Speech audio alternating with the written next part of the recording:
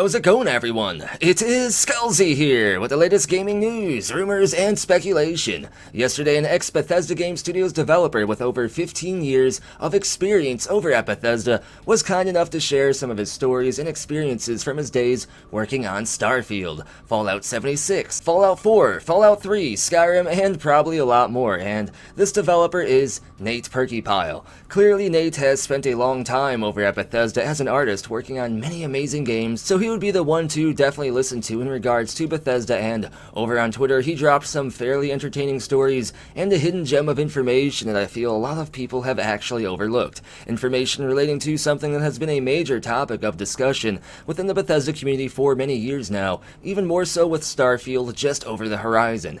And here I am acting mysterious again when the title already makes it clear what I'm talking about. Why are you doing this, Skullzi? We're talking about vehicles in Bethesda games, or more specifically the lack of vehicles in Bethesda games. And perhaps a more exciting topic, how I think this conversation actually provides some insight into why Starfield could have fully functioning in-game vehicles as opposed to fully functioning out-of-game vehicles in real life that have nothing to do with any of this. First off, the source of all this is a Twitter thread started yesterday by Nate Perkypile, like I said earlier, who is now an indie dev, by the way, following his own creative vision to bring us some amazing games. Here's his website, check it out. Nate was chill enough to share some of his experience from his days over at Bethesda, experiences such as the entire Skyrim opening scene being destroyed over and over again by a singular bee with a taste of vengeance and more combined willpower than the entire continent of Tamriel. Nate was cool enough to answer a ton of community questions as well, even responding to most of the comments. It's always awesome to see a game dev with so much talent and experience actually set aside his time for the community like this. Much respect, Nate.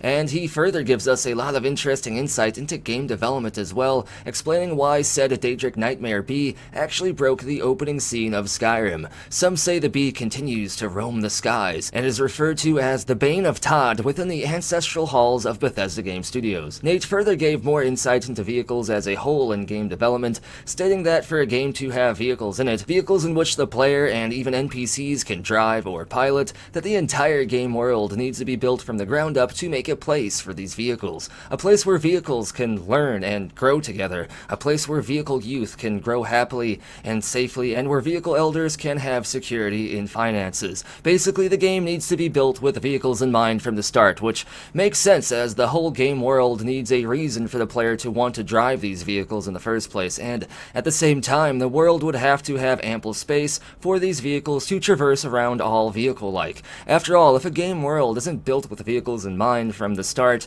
when you try to add them later, it just wouldn't work out nearly as well. The roads wouldn't have been built in mind to accommodate the physics of vehicles driving over them, for example, and you literally run into the same problem like the Bee of Hatred in Skyrim. On top of all this, Nate further states vehicles take a lot of work to get even to work correctly, adding countless more hours of programming just for the vehicle gameplay mechanics and physics alone, so unless you really need to have vehicles in your game, it's probably better to just skip them altogether in most circumstances. Otherwise, you'd be adding probably over 100 more hours of dev time and programming for something that could most likely just be seen as a side gimmick, or in the least, just something where you simply just move from point A to point B just a little bit faster. And with that in mind, it makes total sense now why the Outer Worlds simply had the spaceship flight mechanic be fast travel, as in the Outer Worlds, most of the game's content was on the actual planets or space stations themselves, and not just floating out there in space. Yes, I know the planets and space stations are floating out there in space, leave me alone. If Obsidian would have spent an additional like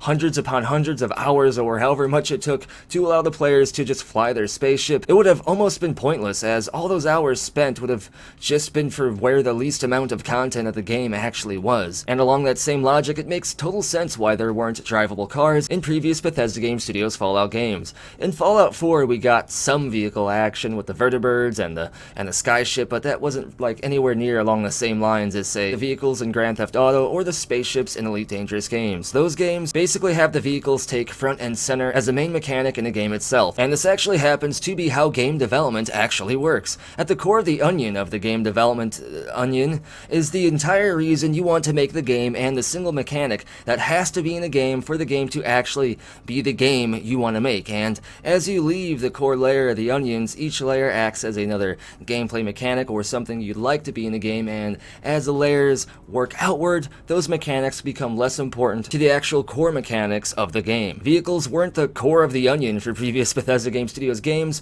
but now here comes Starfield. Starfield is not only Bethesda Game Studios' first new IP in over 25 years, but their first franchise in which vehicles are not only a major part of the universe, they take front and center. Bethesda literally showed us this as the spaceship took front and center with the latest E3 2021 trailer. The main character literally walks into a ship, heads straight for the cockpit, and begins to take control of it. He takes control of that cockpit. And furthermore, this is a universe and a game where space exploration seems to be the main point of this entire thing, and you can't really explore space without vehicles, or more specifically, spaceships. And I'd like to further build on that statement by saying you can't really explore space through a series of fast travel screens. I mean, sure, I suppose you can. The Outer Worlds somewhat showed us this, but it really wouldn't be exploring space. It would be exploring locations in space. And judging by some of the recent statements made by Bethesda, Starfield is all about the wonders and mysteries of space exploration. Some Bethesda staff even stated when they think of space exploration, they think of landing on a new planet,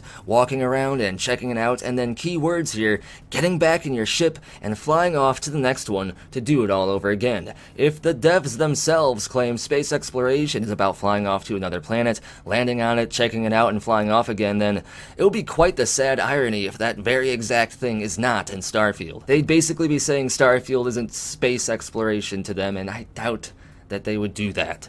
And now we return back to Nate's point earlier. Starfield is a game that literally can and most likely will be built from the ground up with vehicles in mind, at least spaceships, if not more, such as planetary rovers and so on. Starfield also had the largest Bethesda Game Studios engine overhaul in history, creating Creation Engine 2, creating creations. And one of the main reasons it took Bethesda a lot longer to release their next single-player game after Fallout 4 is because of this very exact engine overhaul. And as Nate stated, it would take a ton of work, perhaps hundreds of hours of additional programming in order to get vehicles into a game and for them to work perfectly. And this is programming time that Bethesda has literally already logged while building Creation Engine 2 and developing Starfield itself. Which brings us back all the way around town, back to where we started. I feel so far there is more evidence pointing towards player-operated vehicles in Starfield than there is denying it. For the first real time ever in a Bethesda Game Studios game, will be much more mobile than ever before, and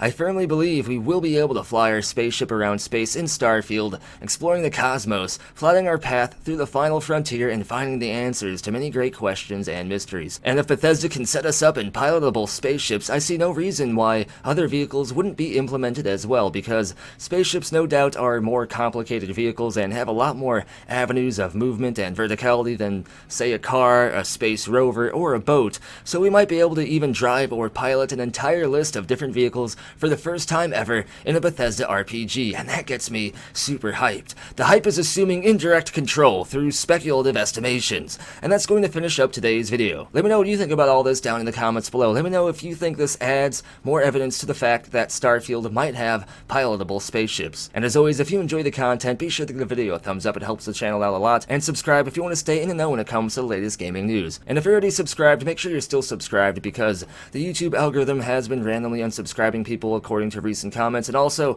please turn notifications on because that helps the channel a lot. Only 10% of subscribers have notifications turned on, so please head over to the channel page and hit that bell. It's free and it helps me out greatly, and I would love you forever. And if you want to go above and beyond to support the channel and the community, you can support the channel over on Ko-fi, Patreon, or here on YouTube as an exclusive channel member. Links for all this and more are down in the description below, and as always, thank you for watching. Be sure to tune in next time when finally my neighborhood was quiet when I was recording for once.